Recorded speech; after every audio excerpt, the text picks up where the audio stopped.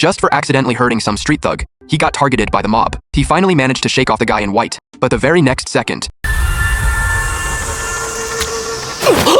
Giorno couldn't help but break into a cold sweat, and right at that moment, the guy in white showed up again. The man introduced himself as Bucciarati, and he relentlessly interrogated Giorno about the thug's cause of death. Then, with just a single finger, he knocked Giorno straight to the ground. Then, a horrifying scene played out, bizarrely out of Giorno's mouth. He spat out Luca's finger. At the same time, a zipper actually appeared right on his face. Bucciarati kept pressing him about who exactly took out Luca. At this point, Giorno realized that this guy named Bucciarati standing in front of him also had a stand. In this critical moment, the grounded Giorno summoned his own stand too.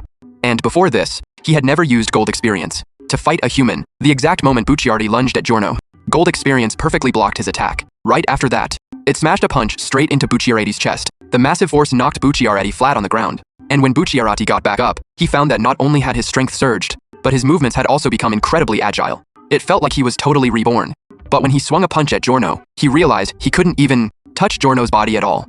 It turns out that after getting hit by Gold Experience, his consciousness had just blasted out of his body, making it impossible to deal any damage to his opponent. Right then, Gold Experience landed a solid punch on Bucciarati's face. A wave of pain hit him, and Bucciarati's teeth were knocked out, before he collapsed to the ground once again. Coming from Giorno, Bucciarati felt an incredibly intimidating aura, so he immediately summoned his own stand.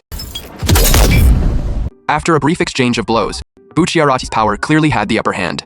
But to avoid getting hit by Gold Experience again, Bucciarati chose to make a run for it. From the solid train car, he pulled open a zipper and escaped through it. Giorno knew that if he lost track of him now, it would be a massive headache later on, so he chased after him. Giorno stayed hot on Bucciarati's trail. Arriving in an alleyway, Bucciarati intentionally bumped into 4 pedestrians and disappeared in the blink of an eye. Giorno chased him out of the alley. Looking at the completely empty plaza, he instantly figured it out. Bucciarati must have used his zippers to hide inside one of those 4 pedestrians.